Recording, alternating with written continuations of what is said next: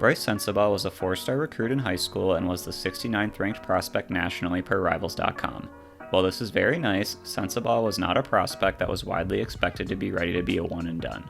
But Sensabaugh has forced his way into the conversation for a lottery pick with his play at Ohio State this season. Sensabaugh came off the bench to start the season, but worked his way into the starting lineup in early December.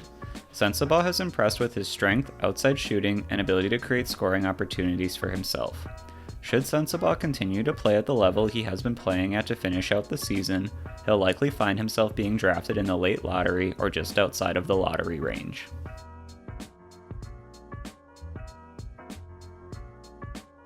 The first strength for Sensabaugh is shooting. Through 27 games this season, Sensabaugh has sizzled from just about everywhere on the floor as a shooter. He's currently shooting over 48% from the field overall, 44% from 3, and 80% from the line.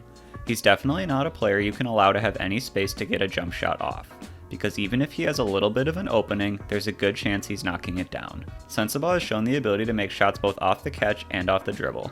He's also displayed a fadeaway jumper that he likes to bust out in the short mid-range area. So as long as Sensabaugh can continue to knock down threes and mid-range jumpers at a high level, he should be able to find a home with an NBA team for the foreseeable future. Another strength for Sensabaugh is just his physical strength. Sensabaugh is currently listed at 6'6", 235 pounds, and he plays like it. Sensabaugh isn't a high flyer and doesn't appear especially quick, but he's still able to create space to get his shot off by using his size and strength. When he puts it on the floor on the perimeter, defenders have a hard time stopping him from getting to his spots on the floor. And around the basket, he can power through contact to finish tough shots. In the NBA, the defenders Sensabaugh will be dealing with will be generally stronger than the defenders he's faced in college, so he might not be able to create shots quite as easily, but he still will be difficult to match up with as a defender with his strength and ability to shoot the ball. One final strength for Sensabaugh is shot creation. There are a lot of guys that can score playing off of others, but the number that can create scoring opportunities for themselves is much smaller.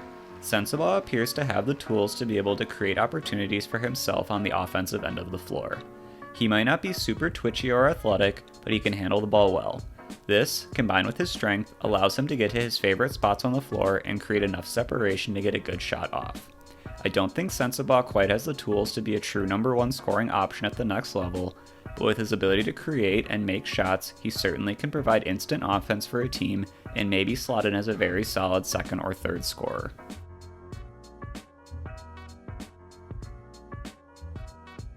One weakness for Sensabaugh is vertical athleticism.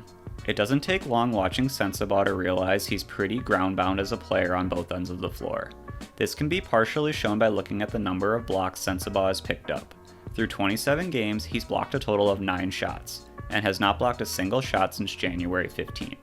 This obviously can also be a product of how he's used defensively, but at Sensabaugh's height and with his strength, you'd expect him to be picking up more than a block once every 3 games.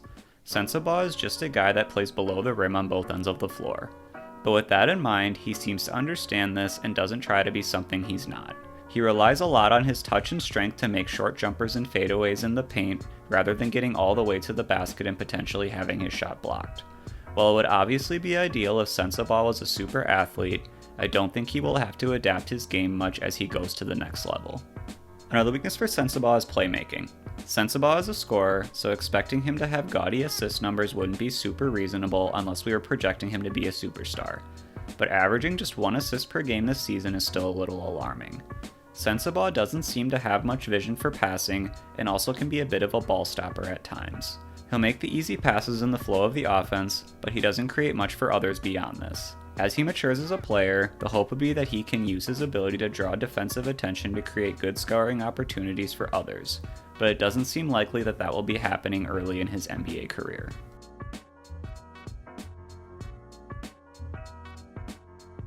This first clip displays Sensabaugh's strength. The play starts with Sensabaugh driving from the wing.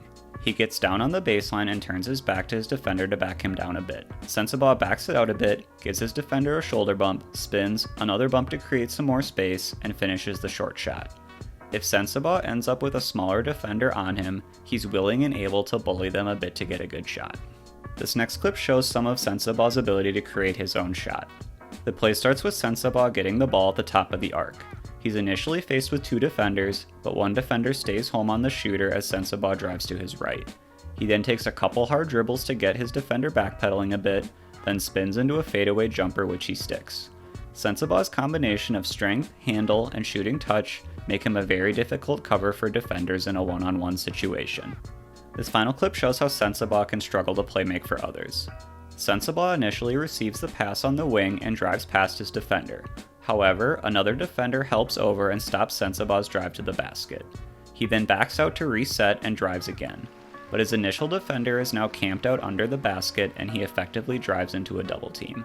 Rather than recognizing how much defensive attention he has and swinging the ball to an open teammate, he forces up a tough shot and misses. Sensabaugh can make a lot of tough shots, but there are times when he needs to take what the defense is giving him and find his teammates.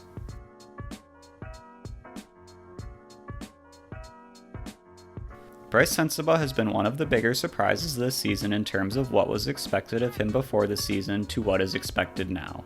Before the season, it was thought that he would be at best a late first rounder and that he would most likely not be a one and done player. But Sensabaugh has shown as a scorer for Ohio State and is now knocking on the door of being a lottery pick. There are definitely holes in his game in the playmaking and defensive departments, but there's no question that Sensabaugh has an NBA-ready body and can give you buckets. I think Sensabaugh's success in the NBA will come down to if he can develop other skills beyond just being able to score. If he can, I could see him carving out a nice career and being a mainstay in starting lineups. If not, he seems more like a microwave bench scorer to me. My NBA comp for Brice Sensabaugh is TJ Warren. After starting his career slowly in Phoenix, Warren went to Indiana and carved out a nice role as a guy that could create his own shot and get tough buckets. He's since had a foot injury and been pushed back into a scorer off the bench type role. Warren's career so far has essentially played out with the range of outcomes that I believe Sensabaugh can achieve, as lowly as a fringe rotation guy and as high as one of the top scoring options for a team.